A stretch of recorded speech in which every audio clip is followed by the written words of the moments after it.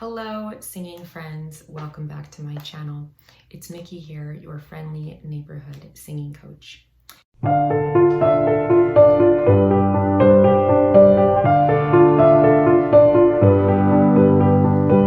Today I'm going to be doing a reaction request from Sarah Mengisto.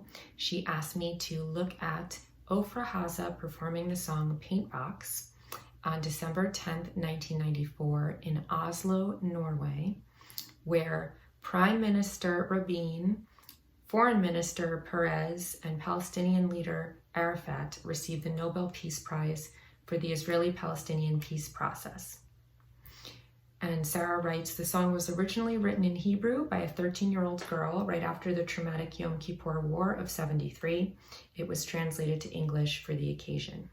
And she notes that the video quality is not great, so just bear with me on that.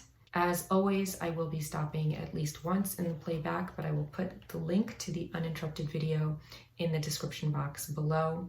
Other information you'll find there are the links of how to sign up for my VIP learning groups for singing and piano, and also the 2 ways that you can get me to react to a specific song or artist. All right, so without further ado, let's jump in.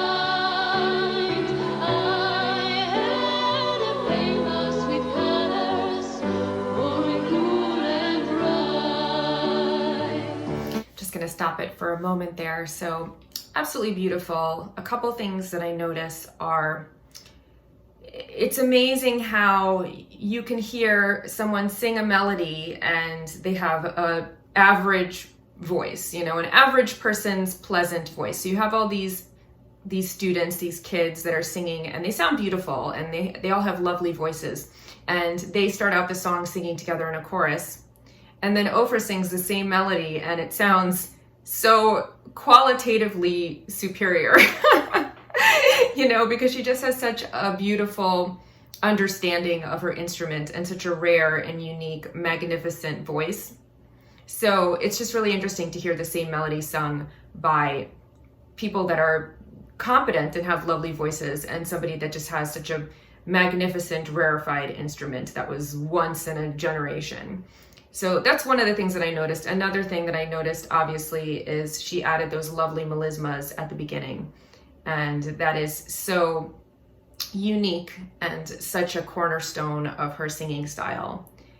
So that adds a lot to the song as well. Obviously, the lyrics are very simple, but I think that the message is a beautiful one, that, you know, you can look at things in multiple ways, you know, depending on how you frame them. And the same colors that we see in a world of violence and war and hatred, those same colors can also be used to be lovely and cool and bright, and they're also contained in all the beauties that we see in the world. So the world is full of horrors and tragedies, but also full of love and peace and hope and all these wonderful things. And the colors are kind of agnostic in a way, you know? they paint both the horrors and the delights of the world. So it's kind of like life is what you make of it, you know, all of the materials are here and you can make a beautiful work of art and love one another and bring peace to the world, but you can also do the opposite. And we have to choose to paint the world with beautiful colors and beautiful actions and deeds.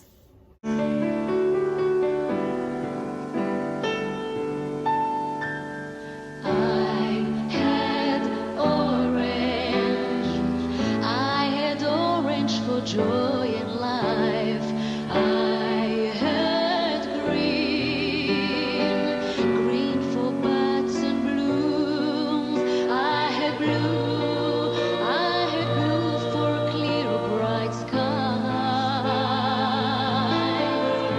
I had pink for dreams and rest.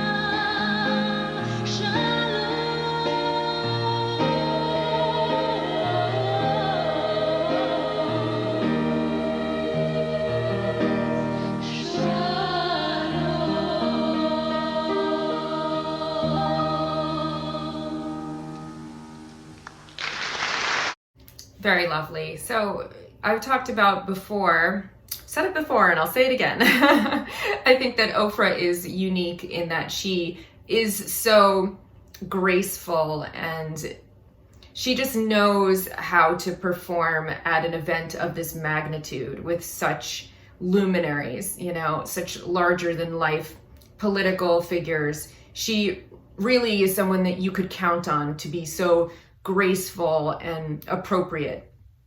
So I think she's unique in that way. She's really somebody who not only was this huge international pop star and was very sexy and beautiful and had cultural pop appeal, but she also had such grace about her and was able to perform at these functions and really do a wonderful job.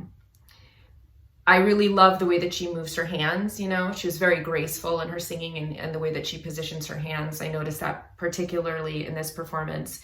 I love hearing her with the piano.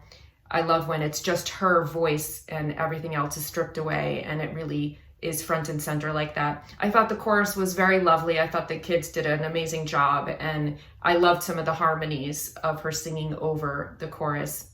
And I thought it was a really nice touch at the end that she sang, you know, peace and shalom and salam. Obviously, this song is meant to be very unifying, and I thought that she did a lovely job. I thought visually it was really nice too, with the kids all dressed in white, the color of peace. You know, you think of like a dove, and then they all had the rainbow leggings, the colors of the rainbow, since the song is about painting the world with color. So I thought it was beautiful, and it also made me think of just how, you know, like the United Colors of Benetton or something, you know, how like when you think about how the world is a blend of all these different cultures and people and ways of life, and it's kind of like a rainbow of cultures in a way, you know, that's a very simple way of reading the metaphor, obviously, but it's one that jumps out. So I thought it was a beautiful performance. I really enjoyed it. A very simple but meaningful song, and she did a lovely job delivering it. So thank you for recommending that I watch this, Sarah. I hope that you enjoyed my reaction, and I'll see you guys here next time. Until then, happy music appreciating, and of course, happy singing.